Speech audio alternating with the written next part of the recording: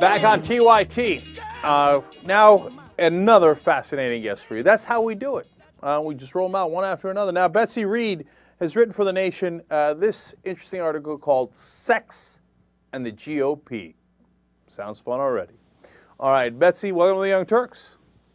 Hi, thanks for having me. Oh, great to have you on. I understand that this is the year of the woman for the Republicans, and that they've really captured the imagination of the female electorate in this country. Now, that's what I hear in the mainstream media all the time. So that must be true, right?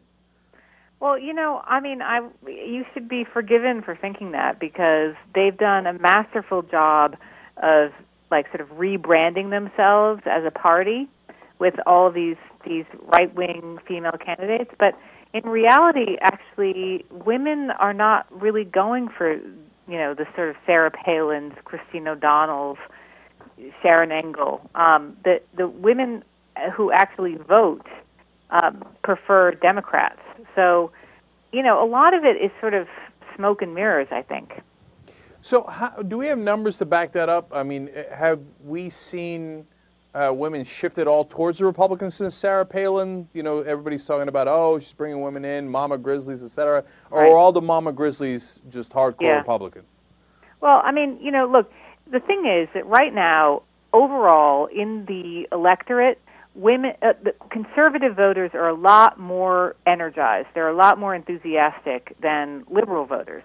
So, you know, you see the same thing among conservative women. But there has been no relative growth in the number of women who identify themselves as conservative. There's not some sort of groundswell of women Mama Grizzlies, who are about to sort of take over the country and transform the electoral landscape. That is mostly a feat of marketing. And there's this new movie coming out that's about the conservative woman, the reawakening. It's called Fire in the Heartland or something like that.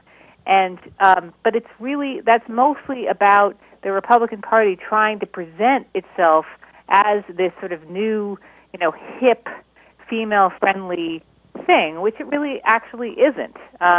There's the same number of conservative, white, married Christian women that are voting Republican today that did the same thing 10, 15 years ago. Fire in the Heartland. I thought I saw a movie like that, but it wasn't a Republican movie.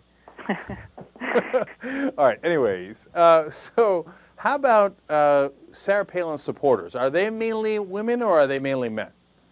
Well, you know, I mean, there is sort of core of conservative women who like her. I don't want to deny that. But if you actually look at there's really interesting polls have been done that present people with a hypothetical matchup between Palin and Obama. Mm-hmm. And actually, you know, when you look at the gender breakdown, women are overwhelmingly in favor of Obama, and they vote down Palin. But men, if you left it up to men, Palin could actually win a presidential election in this country. If you left it up to white men, she would definitely win. And I think that's a very sobering thought. Yeah, that's amazing. Look, and I'm getting this from your own article here. She beats Obama by 2 points if you just left it up to men, which makes me incredibly thankful for the suffrage movement. Yes, well, it used to be. And, I mean, that is a scary, unbelievable thought. But among women, those Mama Grizzlies not pulling for her as well as the media would let you to believe, Obama beats her by 13 points among women. So that's fascinating. Then you have another poll here when asking about favorable and unfavorable, she's just split 44-45, basically a tie among men. But among women, her favorable is 35, her unfavorable is 58. Yeah. She actually does terrible with women. Terrible. And the same thing is true if you look at some of these other women, like Sharon Engel. Sharon Engel's unfavorables among women are at something like 69%. Jesus. Yeah.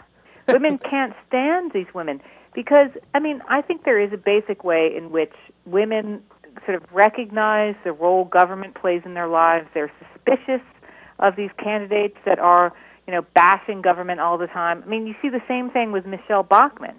Michelle Bachmann, as she's become more and more the sort of national Tea Party darling, talking about death panels and all that, she's actually lost support among women and gained support among men.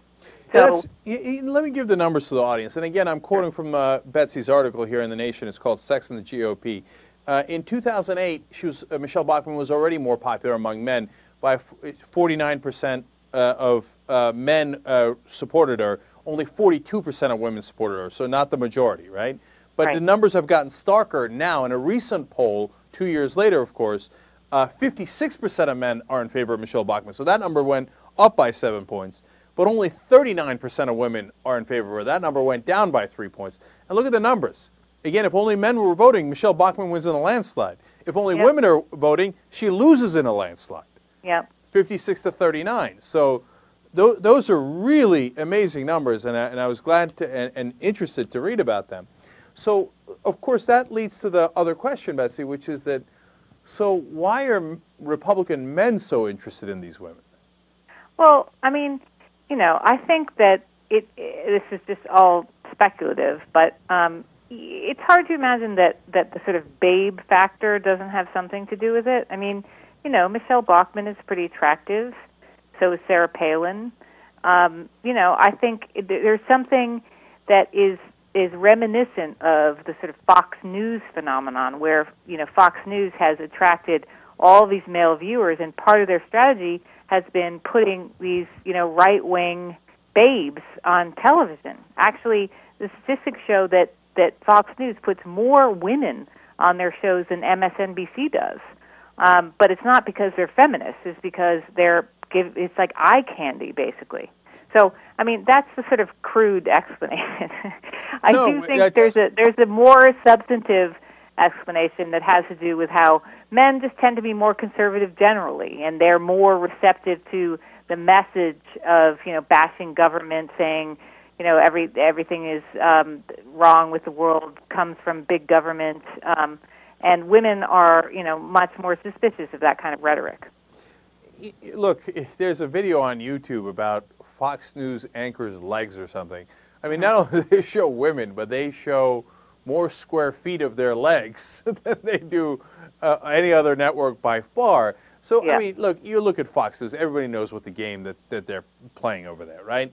So, and when you listen to Rush Limbaugh's of the world, et cetera, they literally say it. They call people like Christine O'Donnell a babe, which, I think is a bit of a stretch, but hey, to each his own.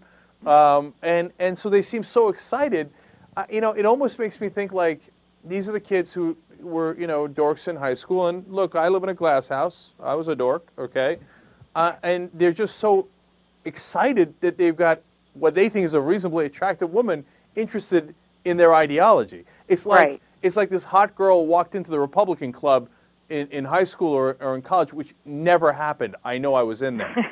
Okay, I used to be a Republican. It never happened. So she walks in, they're like, oh my God, I love her, I love her, I love her. I want to date her. I want to date her. What do you think? Am I going a bit much, or you think it says about right? No, I mean, I think there's some of that going on, but I also think that there is, at a sort of more, strategic level, there is a recognition among the strategists in the party that if they remain identified with only the sort of angry white men, the aging demographic, like trying to sort of deny the demographic destiny of the country, then, they're going to have a dwindling foundation of support.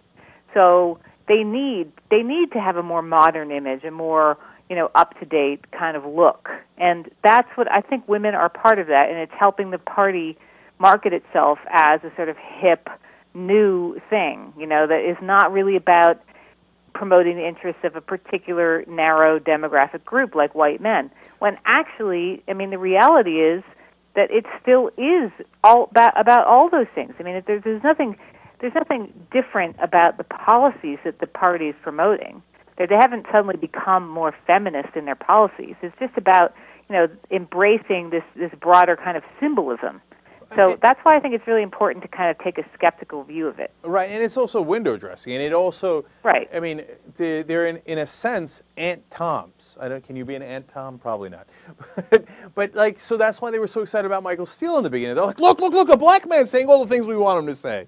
Right? And so then you have these women. Look, these women, they want to take away your rights too. They don't want you to have the right to choose what you do with your pregnancy. Look, Sharon Angle, she wants you to make lemonade. Yeah. Right? So I mean, what's really disturbing to me, though, is that they somehow, with this whole Tea Party rhetoric, they've actually kind of made some inroads. I think people think of the Tea Party as somehow this genuine, movement on behalf of people and, this populist impulse against this sort of controlling Washington. And they've even talked about it in terms of choice, when I think that, the irony of that is just, mind-boggling. I mean, a lot of these Tea Party candidates are actually against abortion, even in cases of rape and incest. These are very extreme candidates, very anti-choice. I mean, Palin herself, she's against abortion in cases of rape and incest, and yet she still uses this rhetoric of choice, I really understand where women are, and I want them to make the right choices. But actually, she doesn't actually believe they should have the right under law.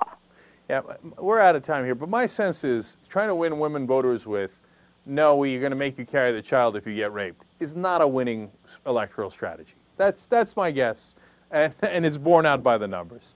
And it's not working with women voters. It's working much more with male voters. Yeah, exactly right. All right, the article is called Sex and the GOP. It's at thenation.com. It's a fantastic article. Betsy, thank you so much for joining us. Thanks for having me. Young Turks.